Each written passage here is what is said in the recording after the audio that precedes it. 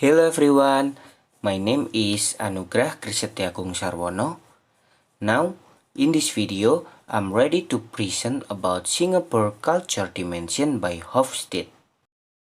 And this is the diagram cultures dimension of Singapore with a score of power distance 74, individualism 20, masculinity 48, uncertainty avoidance 8, long-term orientation 72, and indulgence 46.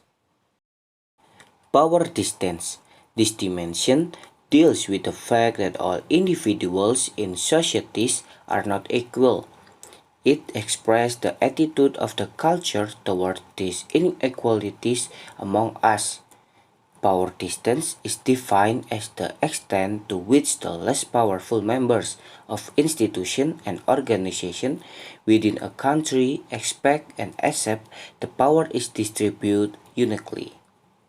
Singapore scores high on this dimension with score of 74.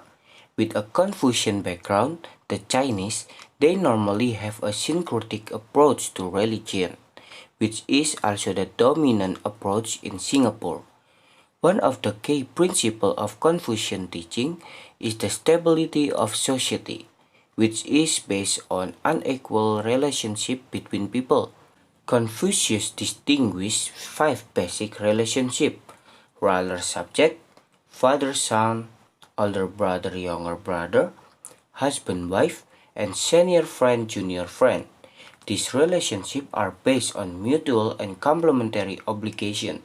Here, we can see the high PDI as a consequence.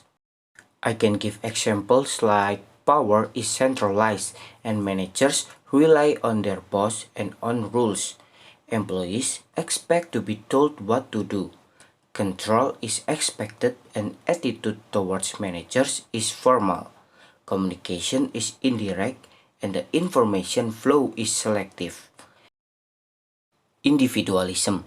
The fundamental issue addressed by this dimension is the degree of interdependence a society maintains among its members. It has to do with whether people's self-image is defined in terms of I or we. In individualist societies, people are supposed to look after themselves and their direct family only. In collectivities, societies people belong to in-groups that take care of them in exchange for loyalty. Singapore, with a score of 20, is a collectivistic society. This means that the we is important. People belong to in-groups like families, clans, or organizations who look after each other in exchange for loyalty. Here we can also see the second key principle of the Confucian teaching. The family is the prototype of all social organization. A person is not primarily an individual. Rather, he or she is a member of a family. Children should learn to restrain themselves, to overcome their individuality so as to maintain the harmony in the family. Harmony is found when everybody saves face in the sense of dignity, self-respect, and prestige.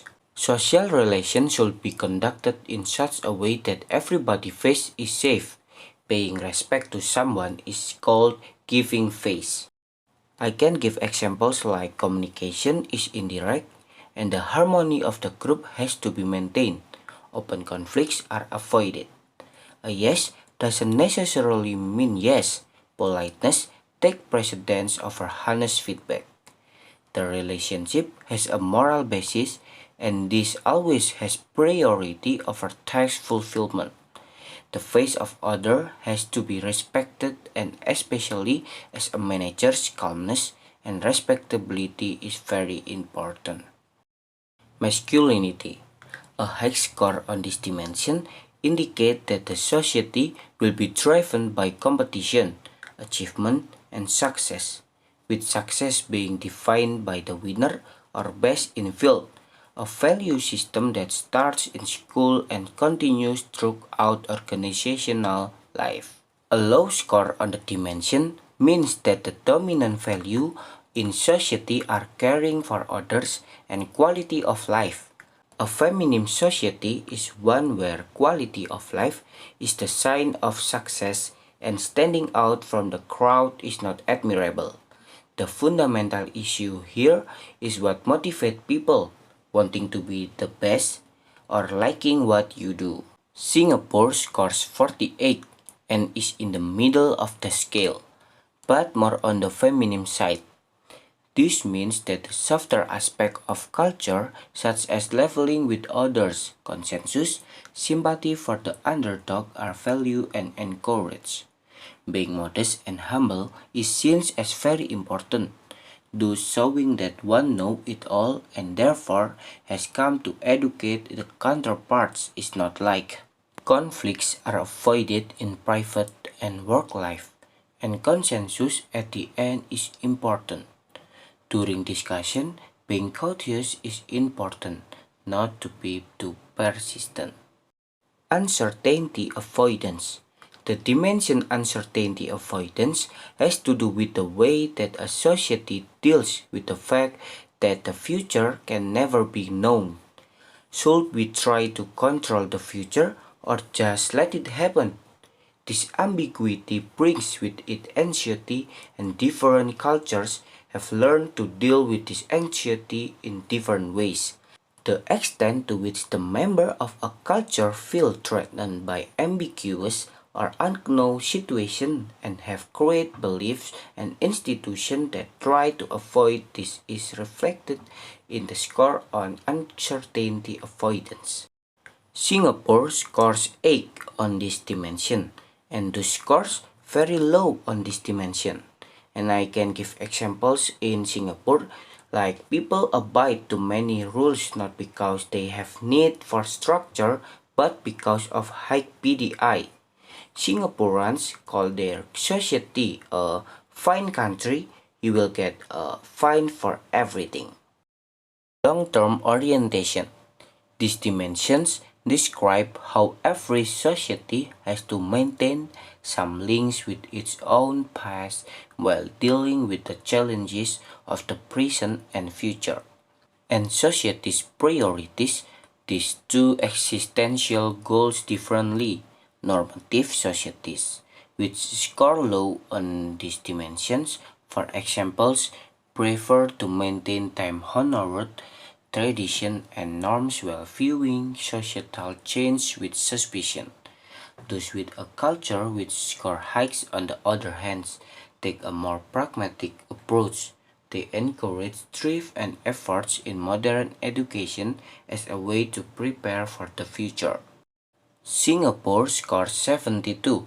This high score is reflected in Singapore which show cultural qualities supporting long-term investment such as perseverance, sustained efforts, slow result, thrift, being sparse with resource, altering relationship by status, and having a sense of shame.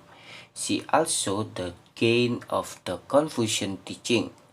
Singapore has also become one of the five dragons with an immense economic success.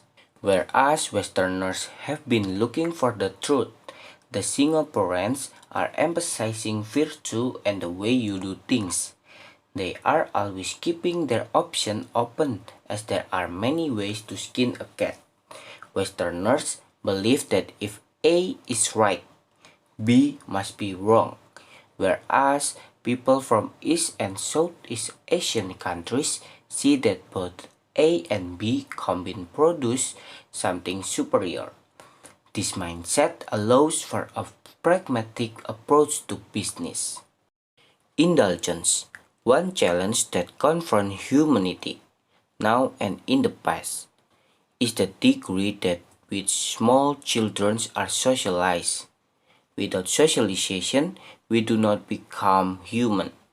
This dimension is defined as the extent to which people try to control their desire and impulse based on the way they were raised. Relatively weak control is called indulgence, and relatively strong control is called restraint. Cultures can, therefore, be described as indulgent or restrained.